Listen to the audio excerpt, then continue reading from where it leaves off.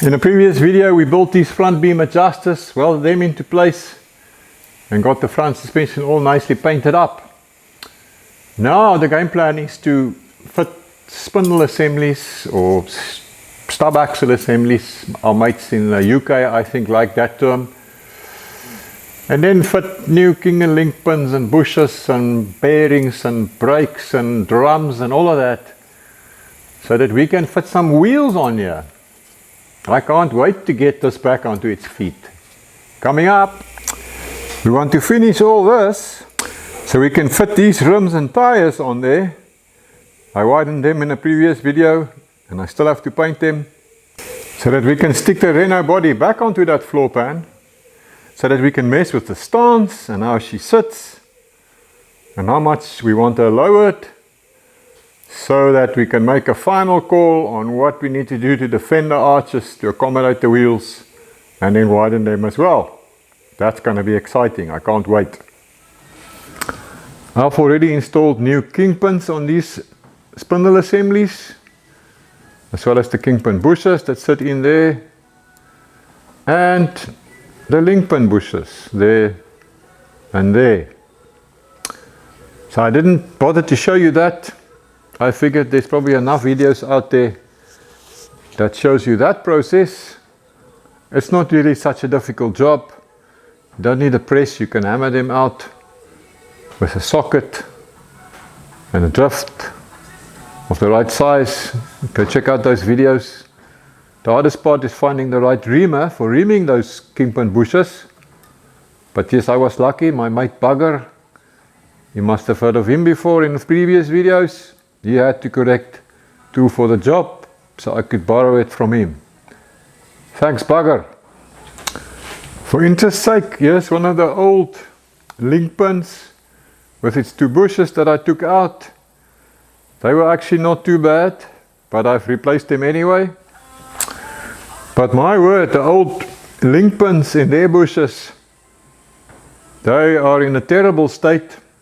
It looks like they haven't seen any grease for a long time. Badly worn, very sloppy. So we're replacing them with brand new ones as well. Maybe you can see here on this bush, the side is much thinner than that side. I mean, take a look here. Can you see how worn they are right there? And right there. Brand new ones, look at that. And I find it amazing that even here in South Africa, I can still easily find all these parts for a Beetle, for a car that was designed in the late 30s, if memory serves correctly. That's actually incredible. So the link pin goes through the bush that I've already installed there, like that.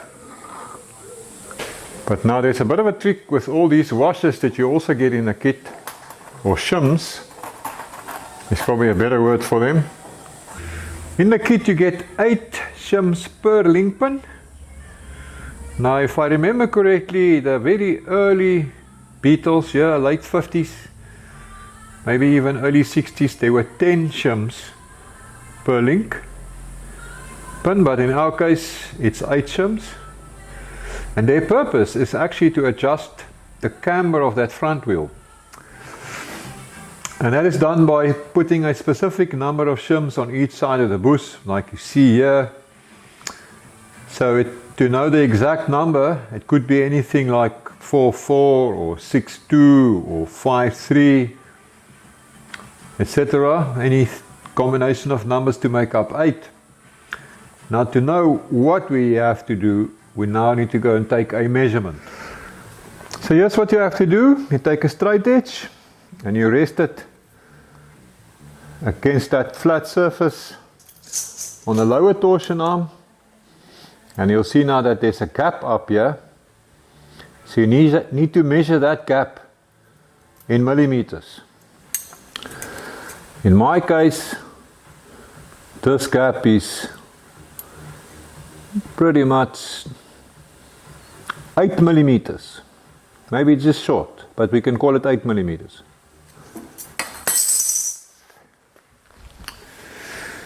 So once you know your offset here, you refer to a link pin shim chart, which is easily found if you ask Professor Google. Let me show you. Here's a chart that I downloaded from the internet.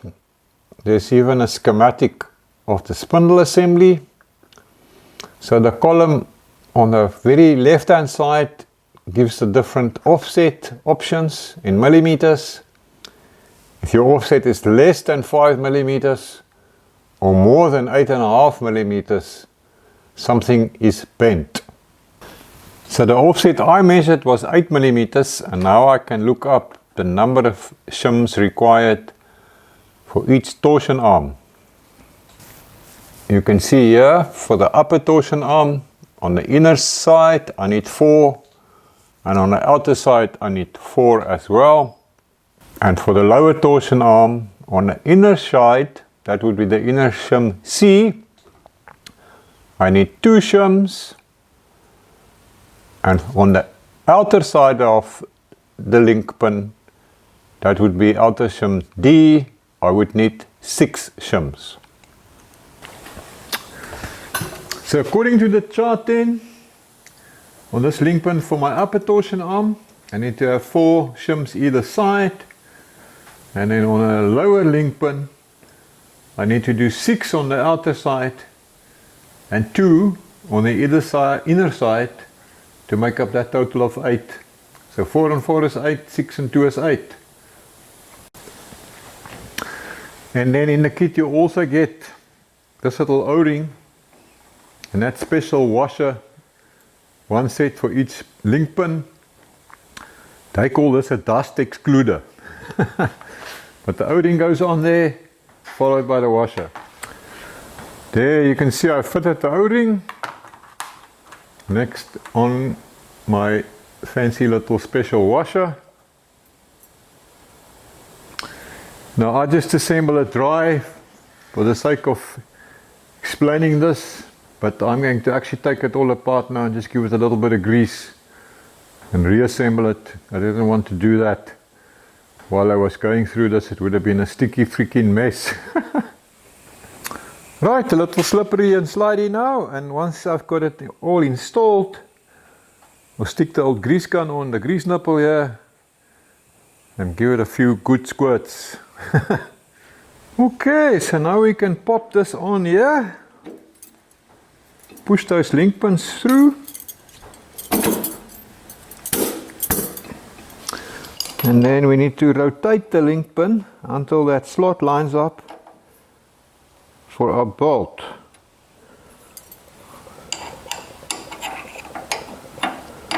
Obviously need to rotate it a little bit more with my ancient 14 spanner. Find that slot which is currently missing in action.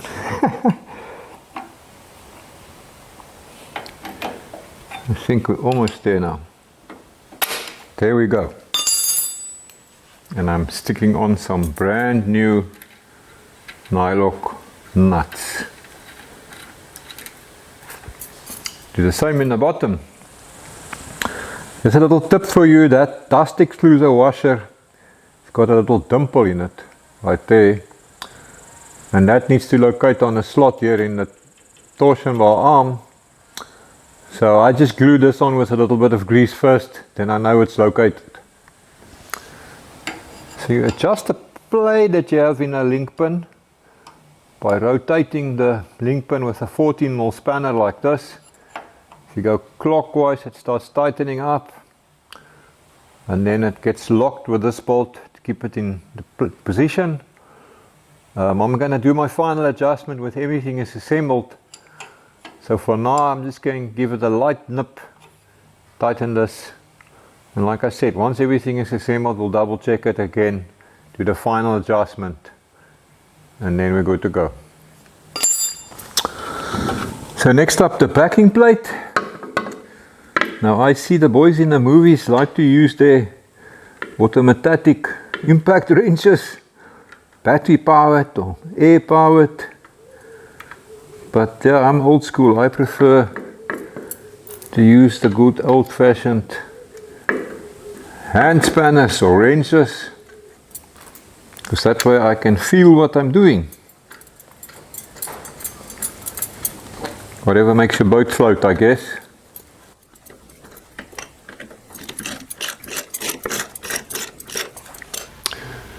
Brand spanking new wheel cylinder.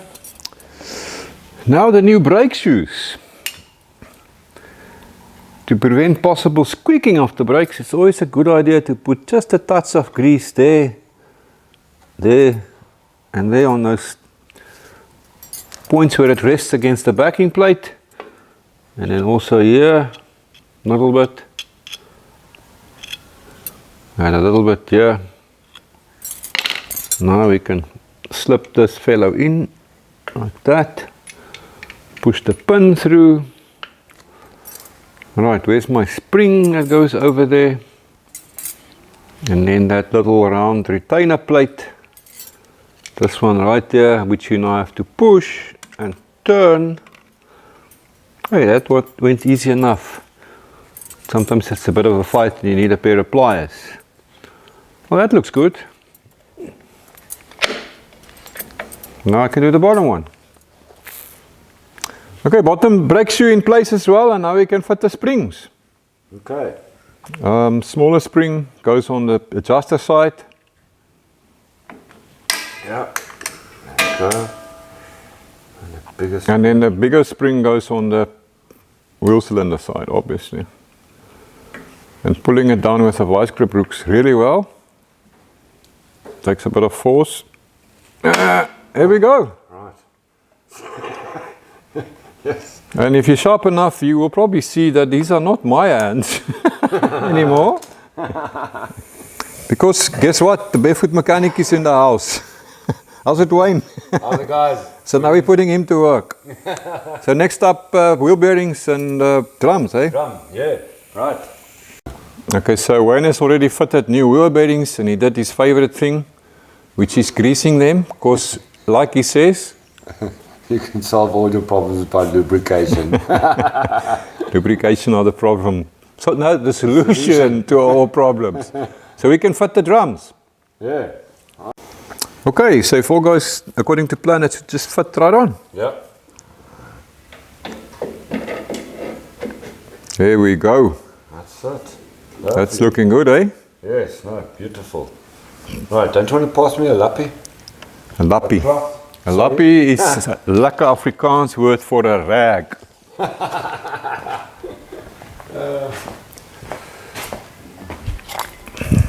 like our Afrikaans, it's very descriptive. There we go, that's a lappie. Thank you, sir. Right, get the dust off. Right, so the bearing is in. Now we got a little, what do you call that, a retainer plate? Or a So, washer. washer. It's a location, so it Washer with a tab. can't spin, can't turn. And a nut. And then remember, this one turns on the anti-clockwise, eh? Is that so? Yeah, because this is the left-hand side. So left-hand side is anti-clocks, right-hand side is clocks. That's something to keep in mind. Yes. And why is it like that? It's because of the rotation of the wheel. Yes, so it will actually self-tighten. Yes. So the wheel can't untighten it. Okay. Safety thing, I guess. When we set it.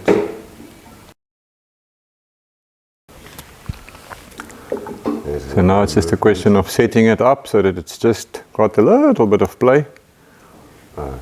Wrong way. Right, I think That's not too much play, Wayne. No, we can take it. I know Wayne likes to give it a little bit, maybe possibly too much, to allow for expansion of the bearings and stuff when it heats up. Yes. So we can always actually even re-evaluate it once we've driven the car a little bit. Yes, yes. Yeah. But a wheel bearing that is too tight will break, and a wheel bearing that is a little bit loose will be happy. Yeah, that's true, eh? So rather too loose than too tight, you're right, because a tight one will heat up and cause problems and breakages probably. Start seizing, yeah. Yep, seizing. Start binding. It'll start binding. Binding and seizing.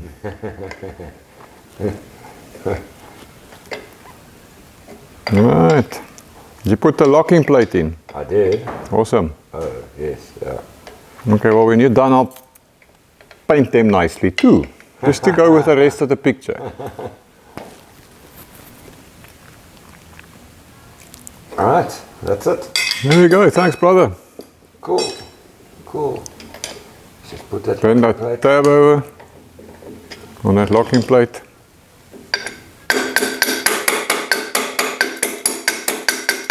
My professional hammer. Right, that's it. Dust cover. Let's wash them. Dust cap with a little bit of grease in there. Where's that professional hammer of yours? And there we go, our business here is almost done, short of painting. Okay.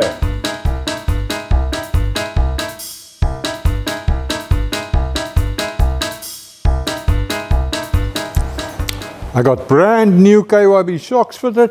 The old ones were completely shot. I've got new dust boots on my tie rod ends.